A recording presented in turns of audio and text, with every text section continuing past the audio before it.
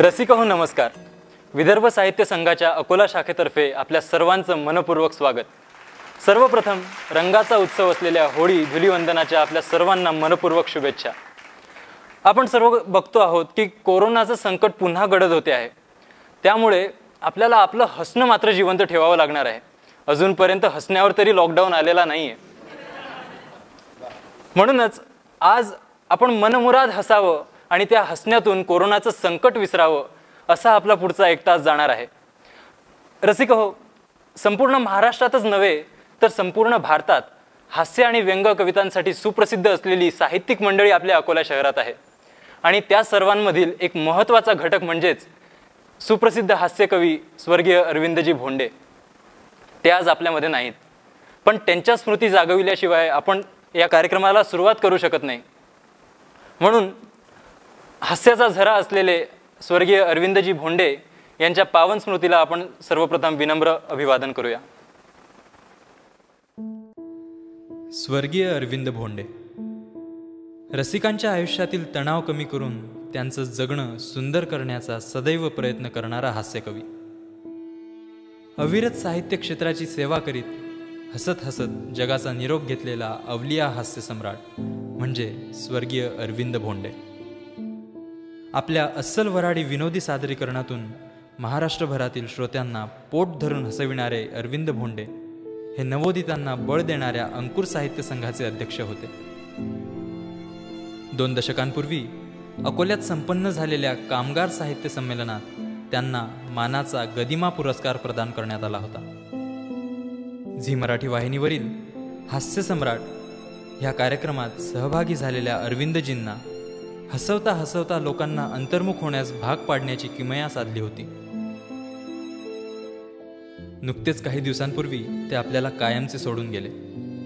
त्यांच्या स्मृतींना विदर्भ साहित्य संघ अकोला शाखेच्या वतीने विनम्र अभिवादन.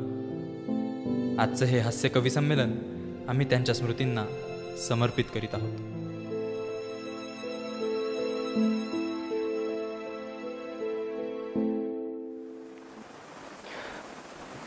रसिक हो, प्रसंग जरी दुःखाचा असला तरी त्या दुःखाला उगाळत बसणं हे स्वर्गीय अरविंदजींनाही न पटणारं असेल.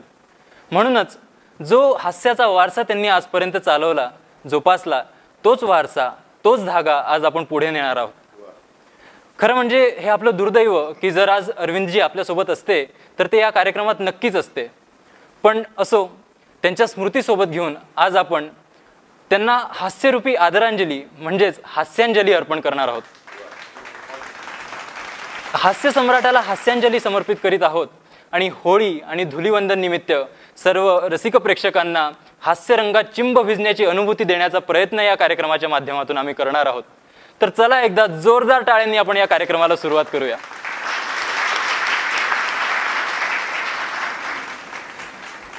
अकोल्यातील हास्य व्यंग क्षेत्रातील दिग्गज मान्यवर मंडळी आज इथे आपल्यासोबत उपस्थित आहे. आपण त्यांचं सर्वप्रथम स्वागत करूया. आज आपल्यासोबत एक हिंदी क्षेत्रातील नवोदित पण ताकदीचे कवी आदरणीय आसिफजी जारियावाला इथे उपस्थित आहेत. त्यांचं आपण एकदा जोरदार टाळ्यांनी स्वागत करूया. त्यासोबतच अजून एक नवोदित कवी, उर्दू भाषेतील कवी डॉक्टर दीपक मोहाले आपल्यासोबत आहेत. त्यांचं आपण जोरदार टाळ्यांनी स्वागत करूया. यासोबतच संपूर्ण महाराष्ट्राला आपल्या हास्यबळी.com सादरीकरणातून खळखळून हसविणारे लेखक, कवी, गझलकार, गीतकार, टीव्ही कलावंत आदरणीय किशोरजी बळी आज आपल्यासोबत उपस्थित आहे. त्यांचं आपण जोरदार टाळ्यांनी स्वागत करूया. यासोबतच सूत्रसंचालनासाठी सर्व परिचित असलेले, आपल्या प्रासंगिक वात्रटिकांसाठी सर्व परिचित असलेले महाराष्ट्राचे लाडके कवी आदरणीय अनंतजी खेळकर आपल्यासोबत आहेत. आणि यासोबतच एक खूप मोठं दिग्गज व्यक्तिमत्व आज आपल्यासोबत या मंचावर उपस्थित आहे. आपल्या हास्य व्यंगांच्या कवितांमधून त्यांनी अख्ख्या भारतभर अकोल्याचं नाव पसरविलेलं आहे असे आदरणीय घनश्यामजी अग्रवाल आपल्यासोबत आहेत. त्यांचं आपण जोरदार टाळ्यांनी स्वागत करूया. सुप्रसिद्ध वात्रटिकाकार फमू शिंदे त्यांच्या एका वात्रटिकात असं म्हणतात की लोकांना मासे हवे असतात, लोकांना मासे हवे असतात पण मास्यांचा वास नको असतो. लोकांना मासे हवे असतात पण मास्यांचा वास नको असतो. लोकांना कविता हवी असते, पण कवींचा सहवास नको असतो.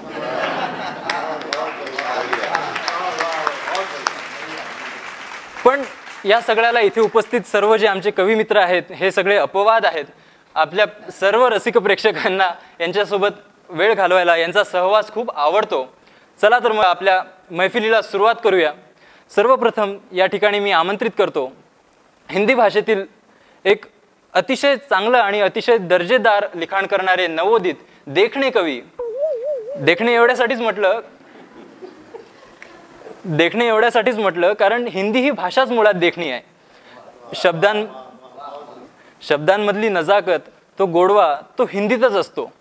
आणि ती हिंदी जर आपल्याला आसिफजींच्या तोंडून ऐकायला मिळाली तर ती एक पर्वणीच असते. इसलिए मैं आपके सबके सामने उनकी 2 व्यंग की रचनाएं लेकर प्रस्तुत करता हूं, आमंत्रित करता हूं आदरणीय आसिफ जी जारियावाला को. एक बार जोरदार तालियों से हम उनका स्वागत करते हैं.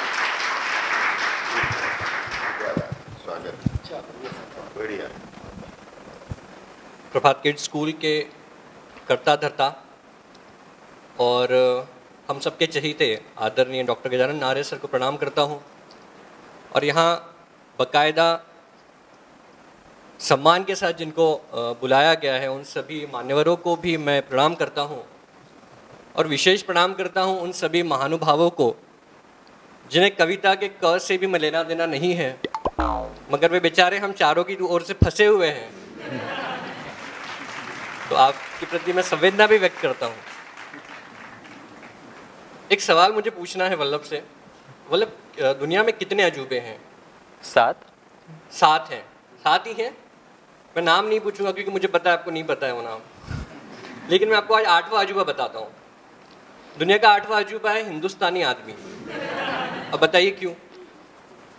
दुनिया का जितना एक्स्ट्रा ऑर्डिनरी टैलेंट है वो ऊपर वाले ने इसी को दिया है. जैसे आप नारियल लेने जाते हैं, आप नारियल लेके ऐसे से क्यों करते हैं? तो बिना नारियल खोले कि आपको टैलेंट है क्या पता कर लेते उसे पानी कितना है. आदमी 2 व्हीलर पे बैठता है, गाड़ी ऐसे ऐसे करके पता कर लेता है ये घर तक जाएगी कि नहीं जाएगी. तो ये इतना एक्स्ट्रा ऑर्डिनरी जो टैलेंट है वो ऊपर वाले ने किसको दिया है? सिर्फ हिंदुस्तानी आदमी को दिया है. तो ये हिंदुस्तानी आदमी की जो समस्याएं हैं वो भी अपरंपार हैं. ऐसी ही एक समस्या है भ्रष्टाचार. और इसी भ्रष्टाचार के ऊपर एक छोटी सी व्यंग रचना मैं आपको सुनाता हूँ. गांव में घटना एक अद्भुत घट गई. गांव में घटना एक अद्भुत घट गई. बारिश से मुख्य सड़क 2 भागों में बढ़ गई. बारिश से मुख्य सड़क 2 भागों में बढ़ गई. हर तरफ हाय हल्ला मच गया. हर कोई बोला शुक्र है मैं तो बच गया. हर कोई बोला शुक्र है मैं तो बच गया. बच्चे बूढ़े सारे इकट्ठे हो गए. बच्चे बूढ़े सब इकट्ठे हो गए. सरपंच जी आग बबूला हो गए. सरपंच बोले कॉन्ट्रैक्टर को बुलाओ तुरंत. और फिर कॉन्ट्रैक्टर को बुलाया गया. कॉन्ट्रैक्टर बाबू आए दौड़े दौड़े, पान चबाते हुए बोले अरे भैया हमको किसने याद किया. अरे भैया हमको किसने याद किया और ये प्यारी सी सड़क को किसने बर्बाद किया. वाह. सरपंच बोले अबे वो कॉन्ट्रैक्टर, ये कैसी सड़क तुमने है बनवाई. ये कैसी सड़क तुमने है बनवाई. एक ही बारिश में बन गई इसमें खाई. कॉन्ट्रैक्टर बोला सरपंच जी. कॉन्ट्रैक्टर बोला सरपंच जी शांति रखिए और मुझे नहीं इन गांव वालों को कोसिए. सरपंच बोले अरे क्या बकते हो. कॉन्ट्रैक्टर बोला सरपंच जी कहता हूं मैं बिल्कुल सच. ये लोग मेरी बनाई सड़कों से जलते हैं. ये लोग मेरी बनाई सड़कों से जलते हैं और नाजुक सी सड़क पे धड़ाम धड़ाम चलते हैं इसलिए टूटी है ये सड़क. वाह वाह. सरपंच बोले ए कॉन्ट्रैक्टर अपनी ये ऊट पटांग बातें छोड़ो. सरपंच बोले ए कॉन्ट्रैक्टर अपनी ये ऊट पटांग बातें छोड़ो. पहले तुम इस टूटी सड़क को जोड़ो वरना हम तुम पर केस ठोक देंगे और तुमको हवालात में झोंक देंगे. सरपंच की बात सुनकर कॉन्ट्रैक्टर जोर से ठहाका मारकर हंसा. सरपंच को पास में बुलाया और उनके कान में बुदबुदाया भोले भाले सरपंच जी, भोले भाले सरपंच जी, भाई मेरा एक पुलिस वाला है. भोले भाले सरपंच जी, भाई मेरा एक पुलिस वाला है और मामा मेरा काले कोट वाला है. आप मेरा कुछ नहीं बिगाड़ सकते. मेरा तो बाल भी बाका नहीं होने वाला है. इतना कहते ही कॉन्टेक्टर ने अपना रास्ता लिया और जाते जाते गांव वालों से कहा, और सुनो बे गांव वालों, और सुनो बे गांव वालों, तुम लोगों की अब तो यही सज़ा है, तुम लोगों की अब तो यही सज़ा है, बेटा चलते रहो गड्ढों में, उसी में मज़ा है, बेटा चलते रहो गड्ढों में, उसी में मज़ा है। बढ़िया। और पिछले 1 वर्ष में कोरोना ने बहुत सारे लोगों का बहुत सारा नुकसान किया, लेकिन कुछ लोग ऐसे भी हैं जिनका उसमें फ़ायदा भी हुआ, जिनमें से हम कवि वर्ग भी हैं। तो इस कवि वर्ग ने क्या किया है ना, इस कोरोना काल को पूरी तरह एक अपॉर्चुनिटी की तरह इस्तेमाल किया। जितनी कविताएं किसी प्रेमी ने अपनी प्रेमिका पर नहीं लिखी, उतनी कविताएं इन कवियों ने कोरोना पे लिखी हैं। तो हम कैसे पीछे छूट जाते। तो एक बड़ा सा कटाक्ष करती हुई एक छोटी और व्यंग रचना मैं आपको सुनाता हूँ। जिसका डर था साहब वही बात हो गई, जिसका डर था साहब वही बात हो गई, रास्ते में कोरोना जी से मुलाकात हो गई। कोरोना जी, वाह। कोरोना जी, इज्जत से बात करनी पड़ती है, पता नहीं यहीं कहीं बैठा हो, बुरा बुरा मान गया तो लेने के देने पड़ जाएंगे। रास्ते में कोरोना जी से मुलाकात हो गई, कोरोना टुकुर टुकुर हमको घूरे जा रहा था, कोरोना टुकुर टुकुर हमको घूरे जा रहा था, हमरा जी भी डर के मारे झूमे जा रहा था। दबे दबे स्वर में आखिर हमने उससे पूछ लिया, दबे दबे स्वर में आखिर हमने उससे पूछ लिया, नमस्ते कोरोना जी क्या हाल है। दबे दबे स्वर में हमने उससे पूछ लिया, नमस्ते कोरोना जी क्या हाल है। कोरोना बोला मत पूछ यार सब बेहाल है, कोरोना बोला मत पूछ यार सब बेहाल है। इतना कहते ही वो फपक फपक कर रोने लगा, इतना कहते ही वो फपक फपक कर रोने लगा। उसे रोता देख मुझे भी अचरज होने लगा। मैंने पूछा यार आखिर हुआ क्या है, इतना दुखी क्यों है। कोरोना बोला कल मैं गलती से एक मंत्री जी के शरीर में प्रवेश कर गया। कोरोना बोला कल मैं गलती से एक मंत्री जी के शरीर में प्रवेश कर गया। अब मैं यहाँ पे बताता चलूँ, ये जो मंत्री जी हैं वो अपने भारत के नहीं हैं। अच्छा। और महाराष्ट्र के तो बिल्कुल नहीं है, क्योंकि हमारे यहाँ के नेता तो बिल्कुल सज्जन अच्छे समझदार हैं, है ना। वरना पता चला कल के अखबार में एक काव्य सम्मेलन में एक युवा कवि ने मंत्रियों पर टिप्पणी कर दी, वरना आजकल तो सीधे स्कॉर्पियो गाड़ी घर के बाहर आ जाती है सर। क्या बात। इसलिए पहले ही prevention is better than cure, मंत्री जी हमारे विदेशी हैं। तो कोरोना बोला कि कल एक मंत्री जी के शरीर में मैंने प्रवेश कर दिया, तब से ही उनके अंदर के वायरस ने मुझे विवश कर दिया। मैं बोला यार कोरोना तू तो वायरसों का राजा है। मैं बोला यार कोरोना तू तो वायरसों का राजा है। अमिताभ से लेके रेखा तक, डोनाल्ड ट्रंप से लेके जॉनसन तक सबसे मिलके आया है, तुझ पर कौन हावी हो सकता है। कोरोना बोला कल तक मुझे भी यही लगता था, कल तक मुझे भी यही लगता था, मैं भी खुद को बड़ा बलवान समझता था, लेकिन जब से मंत्री जी में घुसा हूँ, लेकिन जब से मंत्री जी में घुसा हूँ मॉरल मेरा डाउन है और मंत्री जी में वायरसेस का पूरा गोडाउन है। वाह वाह। और मंत्री जी में पूरा वायरसेस का गोडाउन है। मैं बोला यार कोरोना एक बात बता, आखिर मंत्री जी को ये कौन सी बीमारी है। मैं बोला कोरोना यार मंत्री जी को आखिर कौन सी बीमारी है। अब कोरोना के उत्तर में अगर आपको सच्चाई लगे तो फिर से एक बार तालियां बजाना। मैं पूछा यार कोरोना मंत्री जी में ऐसी कौन सी बीमारी है। कोरोना बोला मंत्री जी में झूठ है, धोखा है, मक्कारी है। कोरोना बोला मंत्री जी में झूठ है, धोखा है, मक्कारी है। मैं बोला यार ये तो उनकी सदाचारी है। मैं बोला ये तो यार उनकी सदाचारी है। कोरोना बोला नहीं नहीं नहीं, उनकी ये सदाचारी ही तो सबसे बड़ी महामारी है। वाह। उनकी ये सदाचारी ही तो सबसे बड़ी महामारी है। बहुत बढ़िया। जाते जाते 2 पंक्तियां और दे गया कोरोना मुझे। ये कोरोना तो एक दिन चला जाएगा, ये कोरोना तो एक दिन चला जाएगा, पर इन दीमकों से देश को कौन बचाएगा, पर इन दीमकों से देश को कौन बचाएगा। बहुत बहुत धन्यवाद। क्या क्या बात है। बड़े ही अच्छे शब्दों में आपने हमारे सामाजिक और राजकीय व्यवस्था की पोल खोल की है। एक बार जोरदार तालियां होनी चाहिए आसिफ जी के लिए। अंग्रेजी में एक शब्द होता है ह्यूमर, जो लैटिन शब्द ह्यूमरियम से लिया गया है। ह्यूमरम वो आंसू होता है जो हंसते हंसते आपकी आंखों में आता है। इसका मतलब यह है कि अगर आप किसी के दुख में दुखी नहीं हो सकते तो आपको हंसने का भी कोई अधिकार नहीं है। दुनिया का सबसे बड़ा व्यंग वो है जो पीड़ा से निकले, जो चुभन से निकले, और उसी चुभन की अनुभूति हमें आसिफ जी की कविताओं से यहाँ पर दिखी है। एक बार इनके लिए फिर से जोरदार तालियां होनी चाहिए। शायद बालापुर से अकोला रोज ट्रैवल करते वक्त जो सड़कें खराब आपको दिखी उस वक्त ये कविता की प्रस्तुति हुई होगी। वैसे तो बड़े खुशनुमा कवि है हमारे आसिफ जी, आप देख सकते हैं हमेशा सदा ही खुश रहते हैं। उस दिन मुझे बता रहे थे इनकी जब शादी तय हुई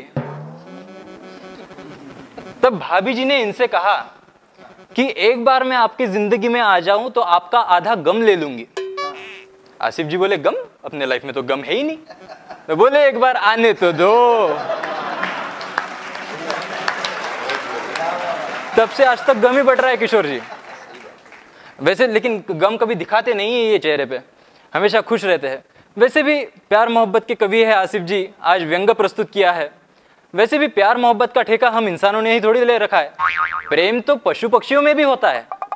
आदरणीय घनश्याम जी यहाँ पर बैठे, मैं आपको बताना चाहता हूँ, मेरा एक दोस्त है, उसने एक तोती पाली। सारी दुनिया तोता पालती है, उसने एक तोती पाली। अब उसको कहीं तो भी बाहर जाना था 3 दिनों के लिए, तो बड़ा ही परेशान था। बोला, यार क्या करूँ, दाना पानी कौन देगा, बड़ा ही चिंतित हूँ। मैं बोला, भाई मेरे घर पे छोड़ जा, ऑलरेडी 2 तोते हैं, उनको दाना पानी देता हूँ, इसको भी दूंगा। बोले, भाई तेरे 2 तोतों के बीच तो मैं अपनी तोती छोड़ू ना। मैंने कहा, भाई ऐसा नहीं है, मेरे दोनों तोते बड़े ही धार्मिक है, तुझे चाहिए तो तू आके देख ले। बोला ठीक है।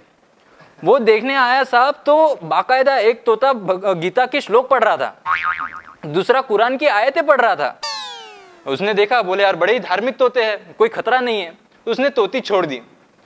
तोती जैसे ही पिंजरे के अंदर गई तो एक तोते ने दूसरे को कोहनी मारी।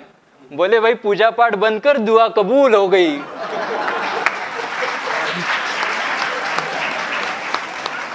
तो चलिए इसी हास्य व्यंग के सिलसिले को हम आगे बढ़ाते हैं। आपण आता वळूया हिंदी भाषेकडून उर्दू भाषेकडे। मला तर असं वाटतंय की आज इथे विविध भाषांचं संमेलनच भरलंय की काय। उर्दू भाषेतली नजाकत, उर्दू भाषेतलं आपलंपण, उर्दू भाषेतलं मार्दव हे खूप अनोखं असतं। अशी ही अनोखी आणि लागवी भाषा जर आपल्याला डॉक्टर दीपक मोहोळे यांच्या तोंडून ऐकायला मिळाली तर त्यातला गोडवा अजूनच एक वाढलेला असतो। मराठी भाषिक असूनही उर्दू ताकदीचे लिहिणारे डॉक्टर दीपक मोहोळे आज आपल्या सोबत आहेत, त्यांचं आपण जोरदार टाळ्यांनी स्वागत करूया। सबसे पहले आवाज आ रही है, स्वर्गीय अरविंद जी भोंडे सर के स्मृति को नमन करता हूँ और रंगोत्सव 2021 की आप सबको शुभकामनाएं। और यहाँ से गज़ल के कुछ शेर में पढ़ता हूँ, आप भी वाह करना जरूर। गज़ल का शेर है कि पत्थर दिल से दिल लगाओ किसने बोला था। वाह, ये होता है कि पत्थर दिल से दिल लगाओ किसने बोला था, इश्क को तुम भी फरमाओ किसने बोला था।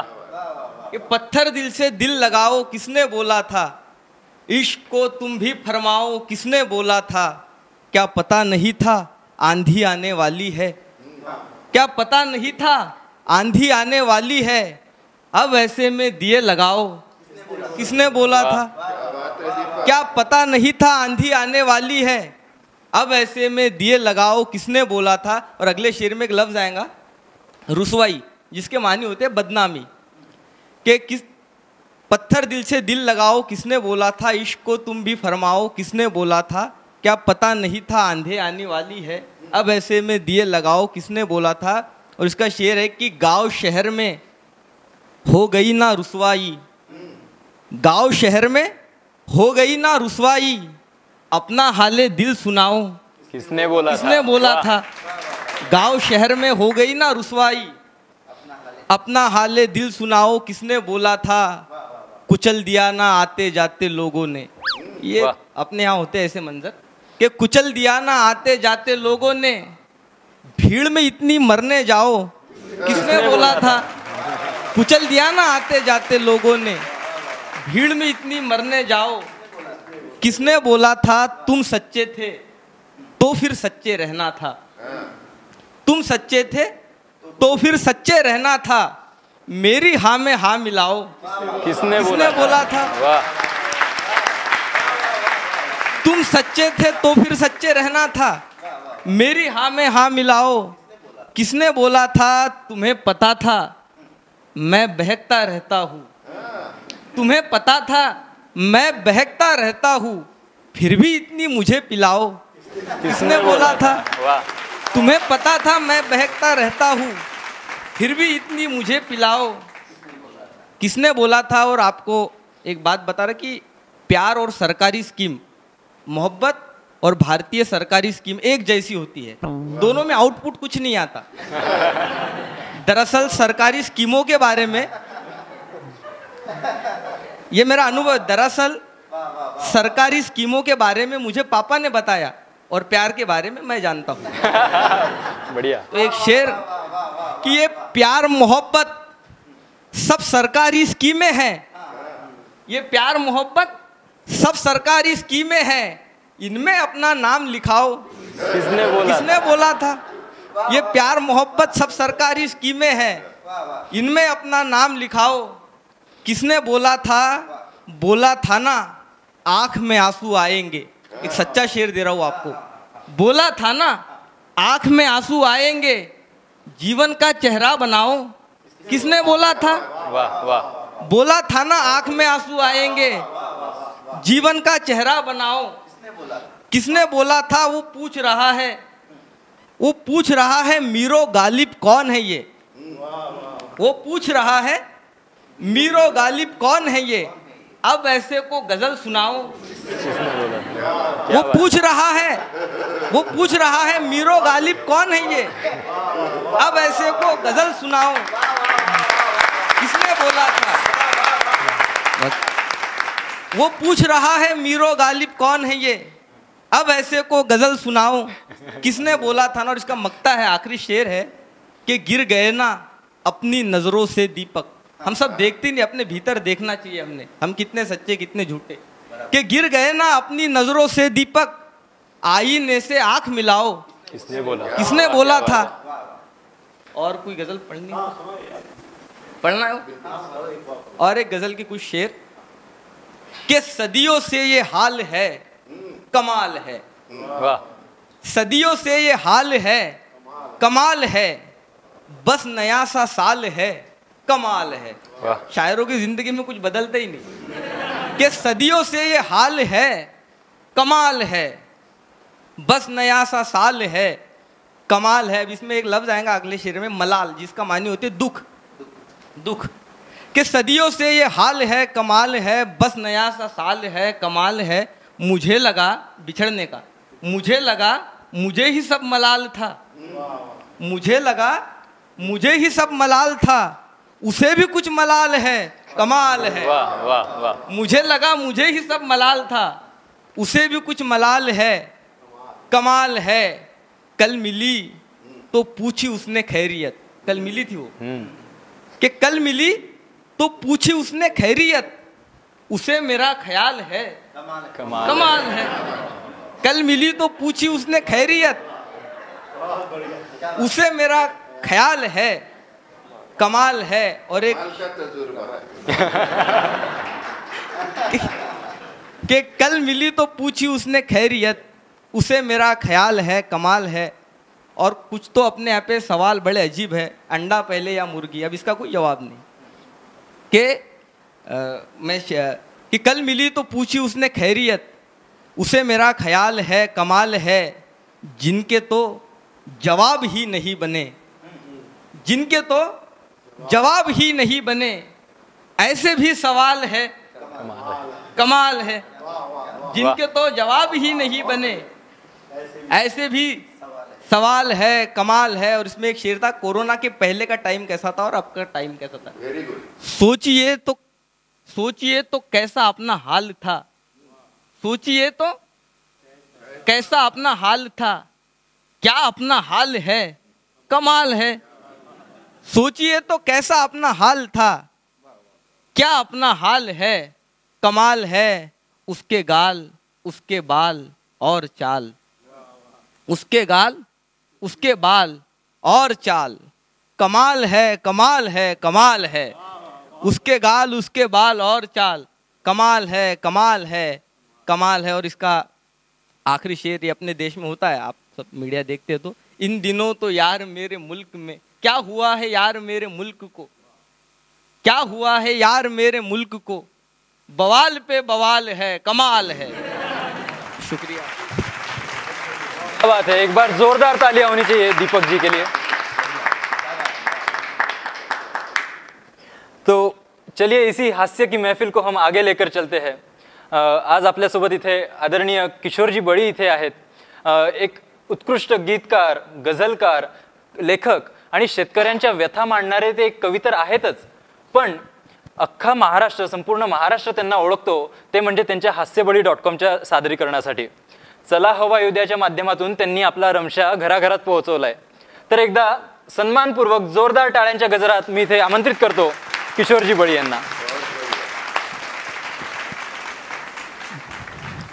आता प्रेमा भीमाच्या गोष्टी सुरू आहेत, तर काही शेर आठवला मला एकदम। स्वागत। कि तू ही आजा सनम और संभल दे मेरी दुनिया। वाह। तू ही आजा सनम। तुमचं लग्न झालं का? हां, नाही नाही नाही, त्यामुळे एकदम सुचते असं काही काही नाही नाही। कसं आहे, लग्नानंतर एकदम सुचत नाही असं, त्यामुळे मी माझं म्हणणं आहे हां पहिलेच हां हां हां म्हणजे माझं म्हणणं आहे की आधी असं सुंदर सुंदर लिहून टाका तुम्ही। हां, हे एक वेळ ते नंतर मग काय पंचायत होऊन जाते आता सुचत नाही, हे आधीचं सांगतोय। हां, त्यांना विचारलं होतं लग्न वगैरे झालं की नाही, हां, तर ते म्हणत वगैरे तर भरपूर झाले। क्या बात है। वा वा वा वा आणि या विषयावरचाच शेर आहे की तू ही आजा सनम और संभल दे मेरी दुनिया, कोई आयडिया नहीं जो बदल दे मेरी दुनिया। वाह वाह। हा शेर आमच्या पागल दर्यापुरीचा आहे। एक कॅरेक्टर मी त्या याच्यामध्ये लिहितो, सारं गाव मामाचं मध्ये। तर असे काही भारी भारी कवी भेटतात, मात्र जशी सुरुवातच करताना तू सांगितलं की बा कवी लोकांचा सहवास नको असते, कविता तर पाहिजे, कारण असे म्हणजे 101 कवी असतात। आता आमचा रमशा म्हणजे त्याच्यातलाच आहे, तर त्याचा एक शेर जो त्या याच्यामध्ये आपल्या हे जे टिकटॉक वगैरे आहे की नाही, त्याच्यावर मोठा तो फेमस झाला होता, तर तो शेर सादर करतो। मी सुरुवात करतो बरं की उन्होंने जहाँ जहाँ पर रखे कदम हमने वो हर जमी चूम ली। वाह। उन्होंने नाही, हिंदीचं जे आहे ना त्याची मजाच काहीतरी वेगळी आहे की उन्होंने जहाँ जहाँ पर रखे कदम हमने वो हर जमी चूम ली। उन्होंने जहाँ जहाँ पर रखे कदम हमने वो हर जमी चूम ली। क्या बात है। और वो घर आकर बोली काकू तुमचं पोरग माती खाते। तर हे अशा पद्धतीचे काही काही कवी ज्यावेळेस भेटतात तर त्यावेळेस माणसाची पंचायत होते की आता काय करावं। असे अलग अलग प्रकारचे, एक कविता स्टेजवर आला म्हणे एक कविता सादर करतो म्हणे, आणि ते कविता जर तुम्हाला आवडली म्हणे तर दुसरी कविता सादर करतो म्हणे, वाह। आणि ते जर आवडली तर तिसरी कविता सादर करतो म्हणे, आणि ते जर आवडली तर चौथी, म्हणजे अशा काही कविता सादर करतो। जर नाही आवडली तर तोपर्यंत सादर करतो म्हणजे जोपर्यंत आवडत नाही। यानं कविता चालू करून दिल्या, एक कविता, दुसरी कविता, तिसरी कविता। तर ते म्हणजे डायरीच आणली होती त्यांना संघ, कवी लोक काही अटपत नाहीत, त्यानं डायरी संघ आणली होती, एक पान उलटे, एक कविता म्हणे दुसरं पान उलटे।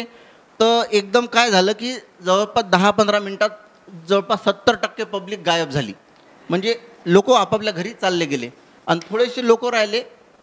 तर एक गावातला पैलवान आला आणि तो असा उजव्या साईडले उभा राहिला, त्याच्या हातात एक काळी होती मोठी, असा बांबू, आणि असा उभा राहिला। तर त्याच्याकडे पाहून याचं टोनिंग एकदम बदलून गेलं। हा म्हणे ही माझी शेवटचीच कविता आहे, त्यानंतर मी माझं कविता वाचन म्हणजे सुचेच नाही त्याला बोलणं, संपवतो म्हणे। तर तो पैलवान म्हणे नाही नाही तुम्ही चालू द्या म्हणे, तुम्ही चालू द्या म्हणे, मी त्याला पाहून राहिलो म्हणे ज्यानं तुम्हाला अति बोलावलं म्हणे। क्या बात है, क्या बात है। तर नाही, कसं आहे, आपल्याला वाटते बा आयोजन करणं म्हणजे सोपं आहे, 4 कवीले बोलावलं की झालं, तसं नसते, लय रिस्क राहते बरं, काही सांगता येत नाही कशी परिस्थिती निर्माण होईल। भारी भारी लोक राहतात, हे वक्ते लोक राहतात ना, वक्ते लोक, तर ते तर लयच भारी राहतात। म्हणजे काही काही पाहना ते असे शब्द वापरतात त्या भाषणात की एक वक्ता, आता बा साधारण शब्द जसं त्या अनुषंगाने, म्हणजे काहून वापरतात ते समजतच नाही आपल्याला असा। तर आज इथे होळीचं कवी संमेलन आयोजित केलं आहे, आणि त्या अनुषंगाने खेळकर साहेबांना इथे निमंत्रित करण्यात आलं। आता त्या अनुषंगाने काही संबंध नसतं बरं, पण आपलं त्या अनुषंगाने मला तुम्हाला सांगावं असं वाटतं की हे जे रंग इथे ठेवलेले आहेत हे अजून आमच्या गालाला लावले नाही, आणि त्या अनुषंगाने म्हणजे असं काही आपलं म्हणजे त्याला जोडून त्याच्यात असं. आता एक शब्द असा आहे की जसं आता हे पहा ना, या रंगावरून आठवलं मला काय झालं होतं. एका ते जेवण करून राहिला आणि जेवण करता करता ते पापड काही त्या बाईनं वाढला नाही. तुम्ही गोष्ट ऐकली असणार रे सर ही गोष्ट. पापड काही वाढला नाही. आता पापड गिपड करून ठेवले ते चुलीपाशी पापड दिसत पण वाढला नाही. तर हा काय सांगू राहिला, काल सरप निघाला म्हणे राजो. काय सरप होता म्हणे, हे एवढा जाळा सरप म्हणे आणि अतून तो त्या पापडा लोक म्हणे. म्हणजे असं मग त्या बाईला म्हणजे आठवलं म्हणून सांगू राहिलं. तर म्हणजे ते आठवलं म्हणून मग पटकन त्या बाईनं अरे म्हणे पापड राहिलेच म्हणे घ्यायचे. तर म्हणून असं म्हणून राहिलो, आता हे झालं की थोडंसं आमच्या गालाला लावून दे जा कलर. तर अशी गोष्ट होती.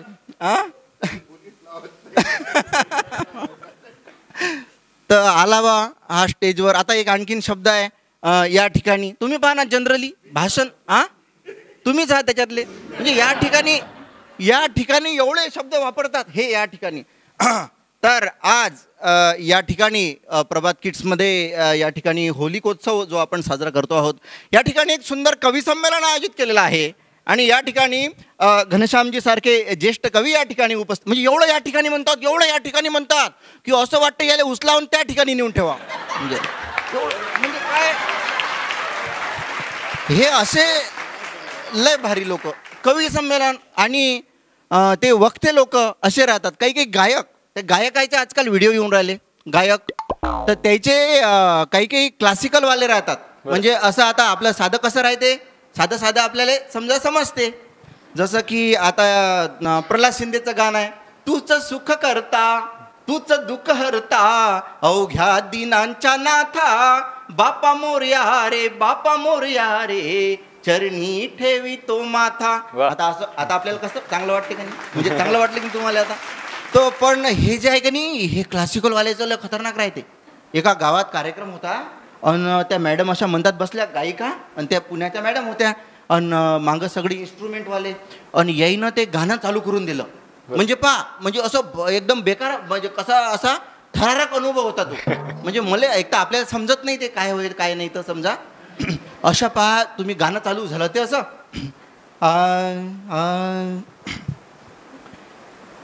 दचकू नका एकदम. म्हणजे असं ते गाण्याचा तो पॅटर्न आहे. नाही तर म्हणजे कसं नवीन माणसाला एकदम हे होते का नाही,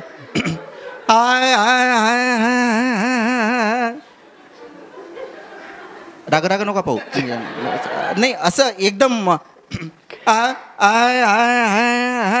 पहिले काय करतात ते असं स्वर लावतात ते आहे का नाही. ते असं टंग टंग टंग टंग असं त्याच्याशी असं मी काऊन करतात काय माहीत, पण पहिले असे एकदम असं स्वरगीर लावून घेतात ते.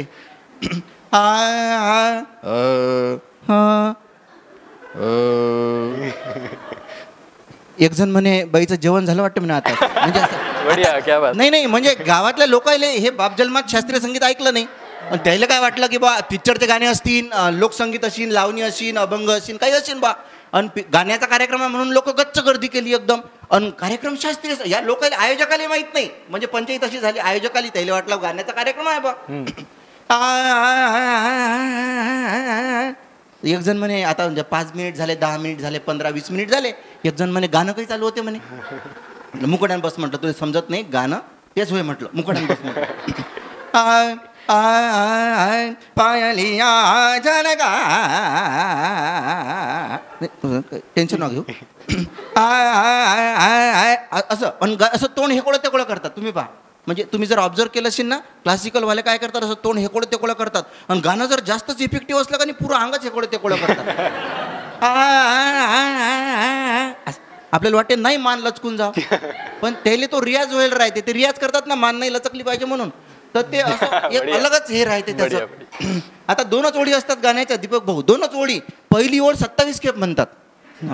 म्हणजे एकदा मोजले होते मी, असं मास्तर असल्याच्यानं सवय आपल्याला. तर मी असं मोजले का भाई किती खेप, पायलिया पाय, असं एकदम साहेब काही म्हणजे त्रास नाही होऊन राहिला म्हणजे. तर असं पहिली ओळ 27 खेप म्हणतात आणि लोक असे बेदम झाले की मग दुसरी ओळ म्हणतात. म्हणजे असं तर गाणं चालू I I I I I. एक जण म्हणे मॅडमला दवाखान्यात नाही म्हणे. असं म्हणजे लोकायला वाटते का बा काय तकलीफ होऊन राहिली आणि काय नाही समजे नाही. तर लोक चालले 10-15 मिनिटात सगळं पब्लिक घरी चाललं गेलं. आणि रमशान मी एकदम शेवटी बसलो होतो. तर रमशाले मी म्हटलं मॅडम असे गाणं म्हणतात म्हटलं तर डोळे काऊन लावून घेतात म्हटलं मॅडम. तर रमशा म्हणे मॅडमला ऐकणाराचं दुःख नाही पावलं जात म्हणे. तर असे काही अनुभव येत राहतात, गमती जमती घडत राहतात. अरविंद भोंडे साहेब एक कविता सादर करत होते जाळं नावाची, की देवा मला देवा म्या एवढं काय पाप केलं आणि तो मला एवढं काहून जाळं करून दिलं, अशी ते कविता सादर करत होते. आणि आता आम्ही नवीन नवीन कविता लिहायला लागलो होतो. काहीतरी मी 8वी 9वीत वगैरे असेल. तर त्या वक्ती लिहिली होती एक कविता आणि मग त्या हास्यसम्राटमध्ये सादर केली. तर त्यानं जाळं कविता लिहिली, त्या कवितेच्या प्रभावातून म्या बारीक कविता लिहिली होती. तर आता कसं आहे की आजचा जो माहोल आहे होळीचा आहे. गंभीर कविता गझल वगैरे बऱ्याचशा लिहिलेल्या आहेत. पण हे थोडीशी विनोदी कविता सादर केली पाहिजे अशी अपेक्षा असल्याच्यानं एक कविता सादर करतो बारीक चिरीक. भुर्र जाईन उळून कोणी मारू नका फूक, भुर्र जाईन उळून कोणी मारू नका फूकन, मी माणूसच तसा बेजा बारीक चिरीक. मी माणूसच तसा बेजा बारीक चिरीक. आता त्या लहानपणच्या सगळ्या आठवणी त्या कवितेमध्ये आहेत. भुर्र जाईन उळून कोणी मारू नका फूक, आणि मी माणूसच तसा बेजा बारीक चिरीक. पहिल्या वर्गाले सोडून 4थ्या वर्गात घुसलो, पट्टी गुंडाळली होती त्यात लपून बसलो. पहिल्या वर्गाले सोडून 4थ्या वर्गात घुसलो, पट्टी गुंडाळली होती त्यात लपून बसलो. त्यावर बसला एक जाळ्या, त्यानं भार दिला पुरा, सांगा किती झाला अशीन माया हड्डाईचा चुरा. कसा वाचलो त्यातून माहे मलेच ठाऊकन, मी माणूसच तसा बारीक चिरीक. गिल्ली दांडू खेळाची तर मले भल्ली वाटे भीती, दांडू समजून एकानं मला धरलं होतं हाती. असा हानला हो टोला दूर दूर अभायात, गिल्ली होती जाग्यावर चड्डी त्याच्याच हातात. गिल्ली दांडू खेळाची मी डबल नाही केली चूक, आणि मी माणूसच तसा बारीक चिरीक. मोठा झालो काले जात गेलो तरी तसा दिसो, मोठा झालो काले जात गेलो तरी तसा दिसो, आणि कोणाले ना दिसो पण मी काले जातच असो. कोणाले ना दिसो पण मी काले जातच असो. पोरी इकडे पाहून एक डाव मी हसलो, सरका तिच्या तोंडातून तिच्या मनात घुसलो. तिचं मन लाय मोठं मी वायली खारीक, आणि मी माणूसच तसा बारीक चिरीक. लग्नासाठी फटू जेव्हा पोरीच्या बापाले धाडला, खेळकर साहेब, लग्नासाठी फटू जेव्हा पोरीच्या बापाले धाडला, तर तिचा बाप म्हणे याचा एक्सरे कायले काढला. क्या बात आहे. आणि मोठ्या मुश्किलनं भाऊ जेव्हा माया लग्न जुटलं, तर भूकंप झाला की कसं वाटते तसं मला वाटलं. मी सायकली सारखा, माई बायको टरक, मी माणूस होतो तसा बारीक चिरीक. धन्यवाद. वा वा वा, क्या बात आहे. अक्षरशः पोट दुखतंय हसून हसून. एकदा या सादरीकरणासाठी आणि किशोरजींसाठी जोरदार टाळ्या झाल्या पाहिजे. खरं म्हणजे किशोरजींसारखं आणि इथे उपस्थित सर्व कवींसारखं दिग्गज व्यक्तिमत्व इथे उपस्थित आहे, हे आपलं परम भाग्य आहे. असे कवी यांच्या कविता जोपासणं जपणं हे आपलं कर्तव्य आहे असं मला वाटतं. मला या ठिकाणी कविश्रेष्ठ कुसुमाग्रजांची रद्दी नावाची एक कविता आठवते. कुसुमाग्रज सुंदरपणे मांडतात की घरातलं राशन संपल्यावर एकदा तू रद्दी विकायला काढली, तेव्हा तू हसत म्हणाली, तुमच्या कवितांचे कागदही यात घालू का, तेवढंच वजन वाढेल. एकदा घरातलं राशन संपल्यावर तू रद्दी विकायला काढलीस, तेव्हा तू हसत म्हणालीस, तुमच्या कवितांचे कागद यात घालू का, तेवढंच वजन वाढेल. मी उत्तरलो, जे काम काळ उद्या करणार आहे ते तू आज करू नको. जे काम काळ उद्या करणार आहे ते तू आज करू नको. तुझ्या डोळ्यात अनपेक्षितपणे आसवं तरारली आणि तू म्हणालीस, मी तर नाहीच पण काळही ते कदापि करणार नाही. मी तर नाहीच पण काळही ते कदापि करणार नाही. खरंच आहे, जोपर्यंत रसिक हो आपल्यासारखे रसिक मायबाप इथे आहेत तोपर्यंत कवी आणि कवितांना मरण नाही असं मला वाटतं. एकदा रसिक प्रेक्षकांसाठी जोरदार टाळ्या झाल्या पाहिजे असं मला वाटतं. मैंने एक शेर सुना था कि हमसे सूरज पे ये ताले नहीं देखे जाते. आसिफ जी गौर फरमाइएगा. हमसे सूरज पे ये ताले नहीं देखे जाते, तिरगी तुझसे उजाले नहीं देखे जाते. अंधेरे की कोशिश होती है कि वह उजाले से मुंह छुपाए, अंधेरे की कोशिश होती है कि वह उजाले से मुंह छुपाए, हर बदरंग चेहरे की कोशिश होती है कि वह आईने से मुंह छुपाए। अंधेरे की कोशिश होती है कि वह उजाले से मुंह छुपाए, हर बदरंग चेहरे की कोशिश होती है कि वह आईने से मुंह छुपाए। लेकिन कवि और शायर उस आईने, उस उजाले का काम करते हैं जो किसी भी कुत्सित विभत्स अहंकार से भरे हुए चेहरे के सामने खड़ा हो जाए और डटकर उसे कहे कि हुजूर, दाग आपके चेहरे में है, आईना तोड़ने से कुछ नहीं होगा।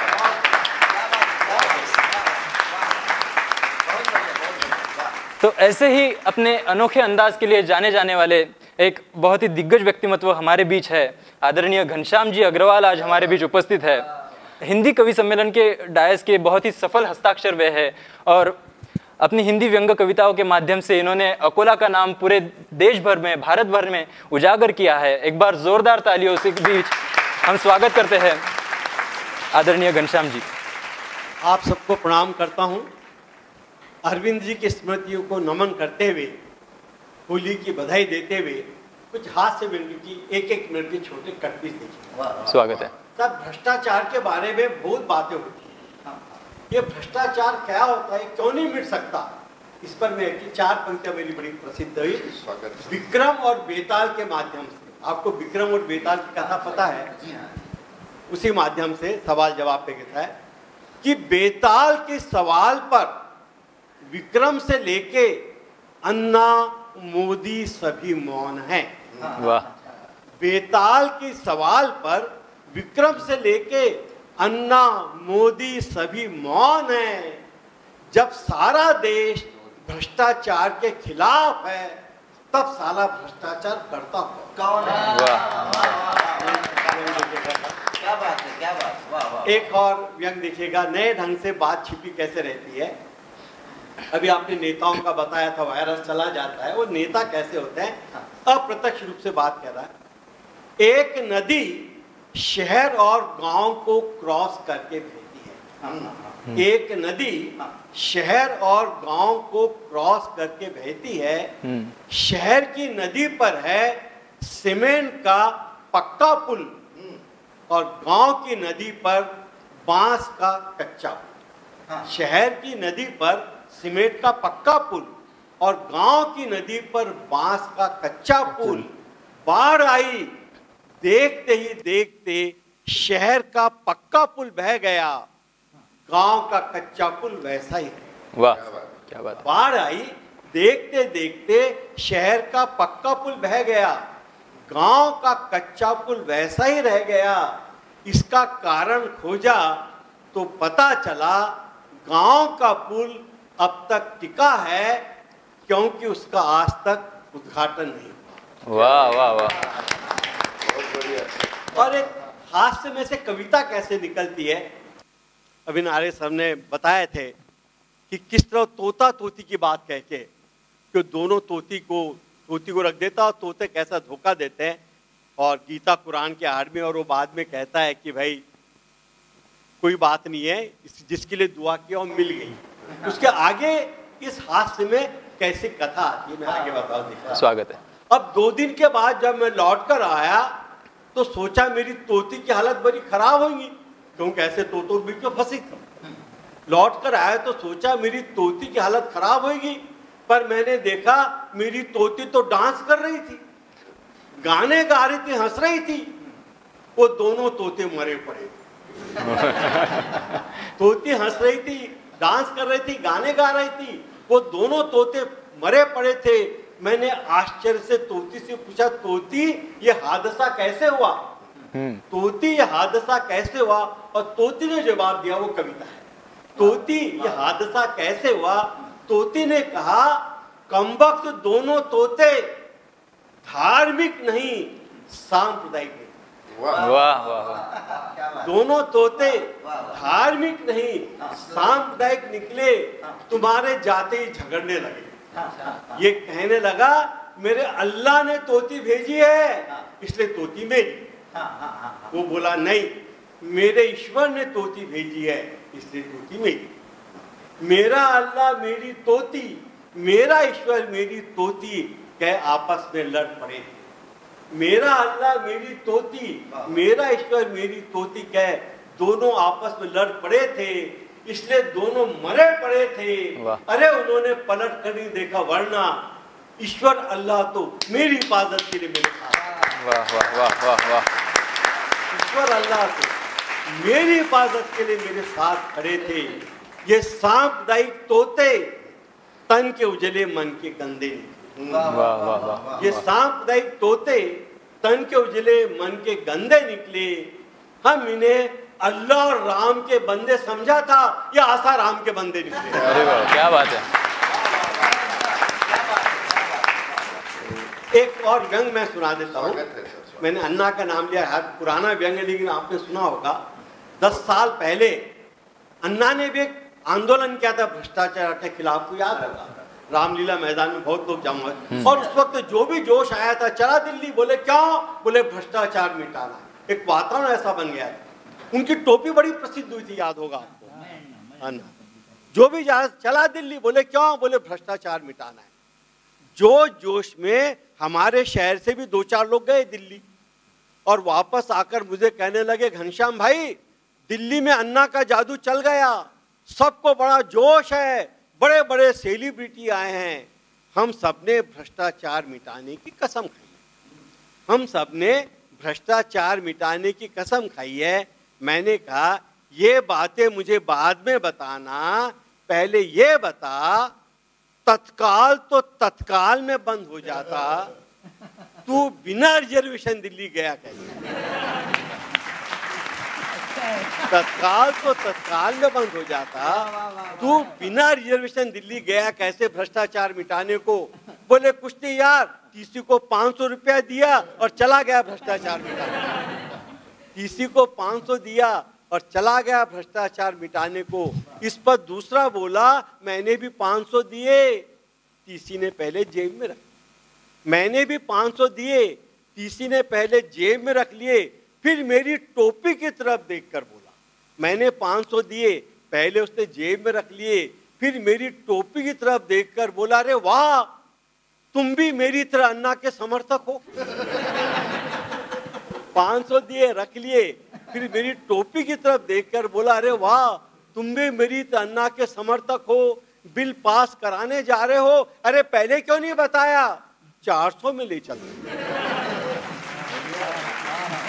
पहले क्यों नहीं बताया, 400 में ले चल सकता।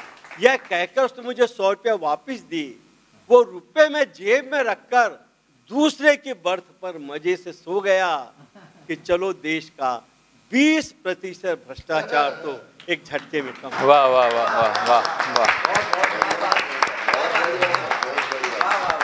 माहौल 20% भ्रष्टाचार एक झटके में कम हो गया। बहुत ही अनोखे तरीके से आदरणीय घनश्याम जी ने हमें हास्य व्यंग की दुनिया की सैर कराई है। एक बार जोरदार तालियां होनी चाहिए आदरणीय घनश्याम जी के लिए। कॉमेडी वॅक्सिनचा हेवी डोस झाल्यानंतर आता बूस्टर डोसकडे आपण वळूया आणि बूस्टर डोस देण्यासाठी मी या ठिकाणी आमंत्रित करतो समाजातील विसंगतीवर आपल्या वात्रटिकांनी फटकार ओढणारे एक वात्रटिकाकार रसिको, आपण दैनंदिन जीवनात वावरत असताना अनेक विसंगती सहज बघत असतो, म्हणजे या भिंतीवर लिहू नये हे सुद्धा आपल्याला भिंतीवर लिहूनच सांगावं लागतं।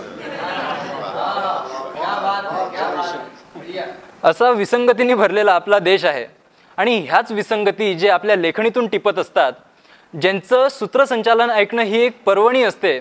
स्वर्गीय विलासराव देशमुख असो, आदरणीय शरद पवार साहेब असो, यांनी ज्यांचं मनमोकळेपणाने कौतुक केलेलं आहे, जे आपल्या दररोजच्या वात्रटिकांनी लवकरच गिनीज बुक ऑफ वर्ल्ड रेकॉर्डमध्ये नाव नोंदवणार आहेत,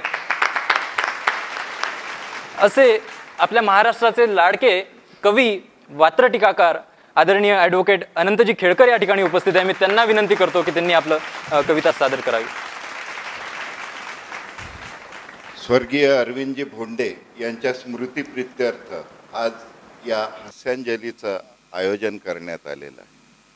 खरोखर एक मोठा माणूस, हसत हसत ज्यांनी आयुष्य आपलं हसण्यासाठी समर्पित केलं, असा एक दिग्गज माणूस आज आमच्यातून गेला। कोरोनामुळे एवढा चांगला साहित्यिक आम्हाला गमवावा लागला। खरोखर दुःख आहे या गोष्टीचं, परंतु विचार असा केला की ज्या माणसांनी उभं आयुष्य हास्यासाठी वेचलं, आज त्यांच्याही स्मृतीप्रित्यर्थ जसं आता वल्लभजींनी सांगितलं की आज जर ते असते तर या कार्यक्रमात नक्की असते, आणि म्हणून साहजिकच आज अरविंदजी आमच्यामध्ये नाही आहेत, तेव्हा मनात हा विचार येतो की चलते चलते हमसे पूछा ये पैर के छालों ने, चलते चलते हमसे पूछा ये पैर के छालों ने, अरे कितने दूर दुनिया बसा रखी है दिल में बसने वालों ने, कितने दूर दुनिया बसा रखी है दिल में बसने वालों ने. आणि परिस्थिती अशी आहे या कोरोनाच्या काळामध्ये तर एवढं झालेलं आहे, जीवाभावाची माणसं आपण गमावलेली आहे. आणि अशामध्ये नयन के नीर बन गए हो तुम, जख्म के पीर बन गए हो तुम, कल तक तो हमारे बीच में थे, आज एक तस्वीर बन गए हो तुम, असं म्हणायची जेव्हा आपल्यावर वेळ येते त्यावेळी निश्चितपणानं आपली जवळची माणसं जेव्हा जातात त्यावेळी काळजाला चरे पडलेले असतात. परंतु एक गोष्ट आहे, अरविंदजी नेहमी आपल्या हास्याचा खळाळता धबधबा होते ते, त्यांच्या स्मृतीप्रित्यर्थ जेव्हा आपण हे हास्यांजलीचा कार्यक्रम या ठिकाणी आयोजित केलेला आहे होळीचा. मित्रांनो, एक गोष्ट आहे, आजकाल हसणं जेवढं कठीण झालेलं आहे, हसवणं हे त्याहीपेक्षा कठीण झालेलं आहे. या कोरोनाच्या काळामध्ये तर ते अधिकच कठीण झालेलं आहे. तुम तो डरते हो रेत पर अपना नाम लिखने से, तुम तो डरते हो रेत पर अपना नाम लिखने से, क्योंकि तुम तो डरते हो रेत पर अपना नाम लिखने से, क्योंकि हल्की चीज पर नाम लिखने से तुम्हारा वजन घट जाएगा, एक लहर आएगी पानी की जोर से और तुम्हारा नाम मिट जाएगा. ये बात तो हुजूर आप भी जानते जरूर है, यूं साहिल पे घर बसाना आसान नहीं होता और हर पल लाती है गमों की सौगात ये जिंदगी, ऐसे माहौल में किसी को हंसाना आसान नहीं होता. वाह वाह वाह वाह. आणि आज इथे कवींना इथे आमंत्रित केलेलं आहे. असं म्हणतात की जेव्हा माणूस अर्धा पागल होतो तेव्हा तो कवी म्हणून मिरवतो, जेव्हा माणूस अर्धा पागल होतो तेव्हा तो कवी म्हणून मिरवतो, आणि जेव्हा पूर्ण पागल होतो त्यावेळी तो कवी संमेलन भरवतो. क्या बात आहे. असो, आपण सगळे वेळेच आहे. आता यांनी फार छान सांगितलं तोता तोतीच्या वगैरे वगैरे या याच्यातल्या, खूप चांगलं यांनी सांगितलं त्याच्यामध्ये. आता परिस्थिती अशी झालेली आहे की मीही नारे साहेब, एकदा मला कोणीतरी सांगितलं आता ती बंदी आलेली आहे, ते पाळता येत नाही आपल्याला. आता असं झालं की बा नवराच तर पाळणं होत नाही, ते हे कुठून पाळणार आहेत ते पटन गिपट. आता परिस्थिती अशी झाली की मी गेलो एका दुकानात, म्हटलं बा काय किंमत आहे याची, ते म्हणे वकील साहेब याची किंमत जी आहे म्हणे ती 1 लाख रुपये आहे. म्हटलं या मिठ्ठूची किंमत 1 लाख रुपये? म्हणे हा. म्हटलं असं काय विषय? अरे म्हणे खासच आहे म्हणे, हा काय सांगावं म्हणे तुम्हाला, बिलकुल गीता याच्या एकदम पाठ आहे म्हणे, भगवद्गीता. म्हटलं अरे वा. म्हटलं हा दुसरा? म्हणे याची किंमत 1 लाख रुपये आहे. म्हटलं याची काय विशेषता? अरे बापरे म्हणे याले तर कुराण पुरा बंद पाठ आहे म्हणे. तिसरा म्हणे याची 1 लाख रुपये आहे. म्हटलं याचं काय? याले बायबल पाठ आहे. चौथा तर ते म्हणे याची किंमत 5 लाख रुपये. म्हटलं काऊन? म्हणे याले हे तिन्ही पाठ आहे जे यायले येतात. पुन्हा अजून 5वा दाखवला हा, तर म्हणे हा 25 लाखाचा. म्हटलं याची किंमत कशी काय रे बा 25 लाख रुपये? तर तो म्हणे की याचं कारण असं आहे की याले हे सगळंच येतेच म्हणे, शिवाय हा कॉम्प्युटरचाही बादशाह आहे म्हणे. मग एक उरलेला होता त्याच्यात. मी म्हटलं याची किंमत का? तर तो म्हणे याची किंमत तर म्हणे भाऊ तशी केल्याच जात नाही, पण ठीक आहे म्हणे याची किंमत आहे म्हणे 2 करोड रुपये. मी म्हटलं अरे बापरे 2 करोड रुपयाचं असं काय आहे त्याच्यात? त्याला काय काय येते? यायला गीता येते, कुराण येते, बायबल येते, कॉम्प्युटरचं नॉलेज आहे, याले काय येते? ते म्हणे बा ते तर माहीत नाही त्याला काय येते, आम्हाला माहीत नाही म्हणे, पण हे जे जितके आहेत ना म्हणे इथले सगळे मिठ्ठू त्याला बॉस म्हणतात म्हणे. वाह वाह वाह. मला असं वाटते की असा गुळाचा गणपतीन बॉस म्हणून मला इथं बसवलेला.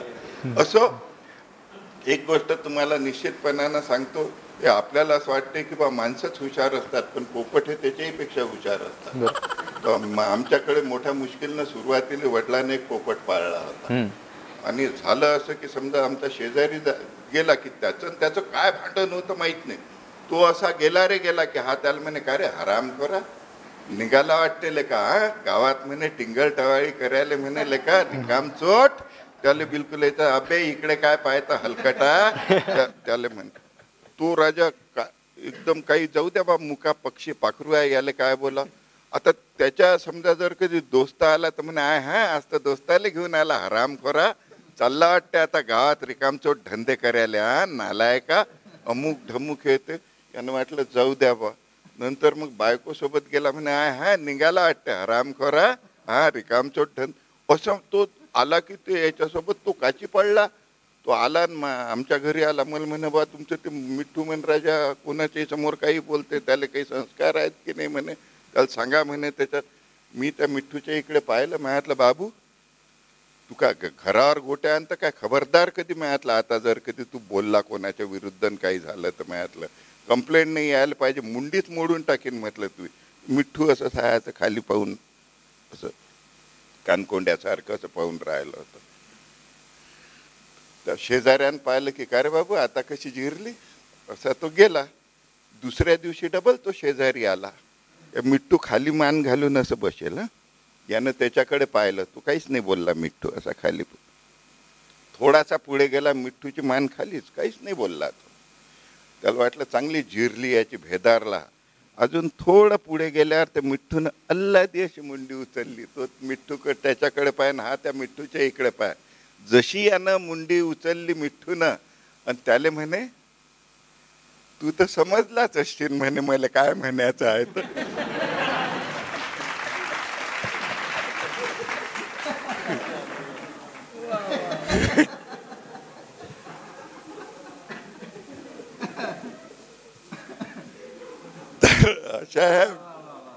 अशा ह्या विविध घटना या ठिकाणी होत असतात. आणि शेवटी हसणं हे जे आहे होळीचं, एक गोष्ट निश्चितपणाने आहे. तुम्हाला या होळीच्या निमित्तानं मी नारेसाहेबांचे आभार मानतो की या होळीच्या निमित्ताने त्यांनी कसं बहुरंगी हे केलेलं आहे. रंगाच्या जशा वेगवेगळ्या छटा आहेत तसे या मंचाला जात नसते, पात नसते, धर्म नसतो. आम्ही सगळे शब्दाचे पुजारी आहोत आणि शब्दांची उपासना करणारे सगळेजण आहेत या ठिकाणी. आणि म्हणून रंगोत्सव जेव्हा साजरा करण्यात येतो त्यावेळी जात धर्म पंथ काहीच नाही. तुम्ही पाहिलं असेल मराठी पोरगा आहे दीपक, परंतु उर्दूमध्ये तो छान गझल लिहितो. या ठिकाणी आसिफ आहे हा उर्दूमध्ये हे करतो. म्हणून मालिक ने तो सबसे पहले हमें इंसान बनाया, हमने ही उसे हिंदू या मुसलमान बनाया, कुदरत ने तो बख्शी थी हमको एक ही धरती, हमने ही कहीं भारत कहीं ईरान बनाया. आणि म्हणून ही आपल्या देशाची विशेषता आहे की गिरेबा को दामन से मिलाओ पहले, ईमान को ईमान से मिलाओ पहले, ऐ चांद को जमी से मिलाने वालो, इंसान को इंसान से मिलाओ. क्या बात आहे, बढिया. आणि म्हणून माणुसकीचं नातं जपणारा हा मंच या ठिकाणी आपण इथे सगळे या हास्यांजलीमध्ये आपण बोलावलं. मला फार म्हणून मग मी एक रचना लिहिली होती की राम रहीम वाद नको आधी दुभंगलेली मन सांधा, राम रहीम वाद नको आधी दुभंगलेली मन सांधा, मग मनामध्ये देवळण काळजात मशीद बांधा, कुणी खुदाचा बंदा कुणी देवाचा भक्त, पण प्रत्येकाचं मात्र लाल असतं रक्त. अरे ढोल वाजावे गणपतीत आणि मोहरम मध्ये ताशा, तरी ओठामधून पाझरावी जिव्हाळ्याची भाषा, ओठामधून पाझरावी जिव्हाळ्याची भाषा. आपणा सर्वांचं या हास्यांजलीचं आता आपण याच्या उत्तरार्धाकडे वळत आहोत. मी सगळ्या आमच्या मंचाच्या वतीनं रसिकांच्या वतीनं पुन्हा एकदा त्यांना विनम्र अभिवादन करतो अरविंदजींना. आणि एक रचना आता सांगतो. आदरणीय घनश्यामजी अग्रवाल यांनी फार छान सांगितलं भ्रष्टाचार कसा आहे. एक छोटीशी रचना आपल्यासमोर सादर करतो स्वागत. आणि हे करतो. एकदा एका गणेशोत्सवामध्ये एका पुढाऱ्यानं जादूच्या प्रयोगचा कार्यक्रम ठेवला. आला जादूगार, तो जसा त्याच्यात आला त्यांनी काय केलं माहित आहे का, काही सुया काढल्या अशा आणि त्यांनी सांगितलं की देखो ये सुइया है, मैं इसे निगल जाता हूँ, है कोई माई का लाल जो इसे खा सके. असं त्यांनी हे केलं, धरलं, यांनी त्या सुया खाल्ल्या. त्याच्यानंतर त्यांनी काही काचाचे तुकडे घेतले, है कोई माई का लाल जो इसे खा सके. त्यानं पुन्हा अजून हे करून दाखवलं, ते खाऊन दाखवलं. मग त्यानं काही हे केले, जरासे काही दगड वगैरे घेतले, काही हे केले, है कोई माई का लाल जो खा सके. आणि नंतर मग त्यानं हे केलं, म्हणे आता सर्वात शेवटचा प्रयोग म्हणजे असं वॉटर ऑफ इंडिया. त्यांनी काय केलं माहीत आहे का, की एक कागद घेतला, तो दाखवला लोकांना, रसिकांना. एक रिकामा ग्लास घेतला, तो दाखवला. एका जणाच्या हातामध्ये रिकामा ग्लास दिला, दुसऱ्याच्या हातामध्ये तो कागद दिला. यांनी मंत्र म्हटला, त्या कागदातून पाणी आलं, ग्लास भरला. हा म्हणे हरी माईका लाल जो ऐसा कर सके.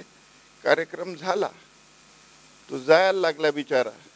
मंत्री महोदय म्हणे बोलवा त्याला इकडे, आणा म्हणे इकडे अडतीत. आणलं त्याला. म्हणे काय रे म्हणे, यानं कोणते प्रयोग सादर केले तिथे? नाही म्हणे यानं सुया खाल्ल्या, यानं जरासे काच खाल्ले म्हणे, यानं जरासे काही खिळे आणि काही गोटे खाल्ले त्याच्यात. तर ते म्हणे त्यानं याच्यातून कागदातून पाणी काढलं. अबे म्हणे तू भंगार बाजार में सुया बेच रहा बोले. हाँ अबे म्हणलं का आम्हाला हय कोई माईका लाल? अबे तुझी अवकात काय म्हणे माईका लाल आणि हे ते करून राहिला म्हणे. तुला माहीत आहे का जादूचे प्रयोग काय असतात? तर म्हणे अरे म्हणे बाबू तू ना कागदातून काय एक ग्लास पाणी काढलं? अरे म्हणे आम्ही तर असे जादूगर आहो म्हणे की कागदावरच रस्ते बांधले, कागदावरच नाल्या बांधल्या, कागदावरच बिल्डिंगा बांधल्या, कागदावर धरण बांधलेले का तू ते एक गिलास पाणी काढून राहिला? कागदावर काय नाही केलं म्हणे बाबू, आणि तू ते कागदाची किंमत सांगून राहिला ना म्हणे बाबू. त्याचा आता तुला सांगतो की मागं आपल्या इथे जो भूकंप झाला होता त्याचा जो अहवाल म्हणे आम्ही तिकडे पाठवला म्हणे, त्या अहवालाची नुसती आकडेवारी जरी तू पाहिली म्हणे बाबू तर त्या ब्रह्मदेवाला फिट येऊ शकते म्हणे, इतकं खतरनाक. आता ती आकडेवारी तुम्ही फक्त आकड्यांकडे लक्ष द्या. त्यांनी सांगितलं एक भूकंप झाला, एक भूकंप झाला, फक्त आकड्यांकडे लक्ष द्या. एक भूकंप झाला, शेकडो घरं पडली. एक भूकंप झाला, शेकडो घरं पडली, हजारो बेघर झाले, हजारो बेघर झाले, लाखोंचे नुकसान झाले, करोडोची मदत पाहिजे म्हणून तुम्ही अरबो पाठवा. तिकडून काय झालं, अरबोची मदत पाठवली, करोडो जमा झाले, लाखो वितरित केले, हजारो वाटे झाले, हजारो वाटे झाले, शेकडोंनी वाटून घेतले. एक हिस्सा एखाद्याच्या नशिबी आला कसा बसा, आणि भूकंपाचा प्रश्न शेवटी जसाच्या तसा, भूकंपाचा प्रश्न शेवटी जसाचा तसा. जादूगार जायला निघालं, त्यांनी या देशाची व्यवस्था पाहिली, इथली यंत्रणा पाहून तो जाता जाता फक्त एवढंच म्हणाला की खुर्च्या उभवणे आणि देशाला डुबवणे यालाच म्हणावं का लोकशाही राबवणे? खुर्च्या उभवणे आणि देशाला डुबवणे यालाच म्हणावं का लोकशाही राबवणे? घोटाळ्यांचा कोर्स होतो, सत्तेचा फोर्स होतो, राजकारणात प्रवेश हा सुद्धा इन्कम सोर्स होतो. दुर्बलांच्या दरबारावर आडदांडांची मालकी आहे, दुर्बलांच्या दरबारावर आडदांडांची मालकी आहे. आणि स्वातंत्र्याच्या खचलेल्या आणि लोकशाहीच्या खचलेल्या खांद्यावरच माझ्या स्वातंत्र्याची पालखी आहे, लोकशाहीच्या खचलेल्या खांद्यावरच माझ्या स्वातंत्र्याची पालखी आहे. अशी संपूर्ण अवस्था आपण आशा करूया.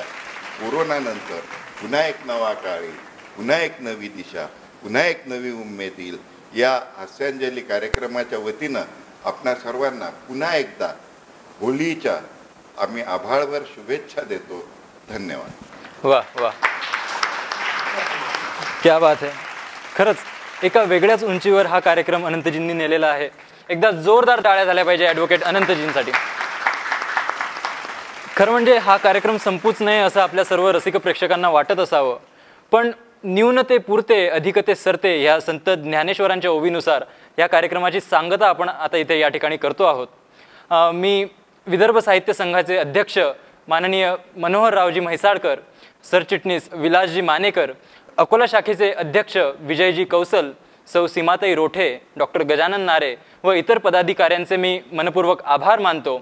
आणि इथे उपस्थित सर्व कवी मान्यवरांचे आयोजकांच्या तर्फे खूप खूप आभार व्यक्त करतो. आपण सर्वांनी कोरोनाच्या या कठीण अशा काळात हजारोंच्या चेहऱ्यावर हसू फुलवलेलं आहे. आपल्याला जगन्नियंता असंच हास्य निर्माण करण्याची शक्ती प्रदान करो हीच प्रार्थना करतो. तसंच ह्या कार्यक्रमाला यशस्वी करण्यासाठी प्रत्यक्ष अप्रत्यक्षरित्या ज्यांनी सहकार्य केलं त्यांच्याप्रती ऋण व्यक्त करतो. आणि होळी आणि धुलिवंदनाच्या सर्वांना पुन्हा एकदा शुभेच्छा देऊन हा कार्यक्रम इथेच संपला असं जाहीर करतो. धन्यवाद.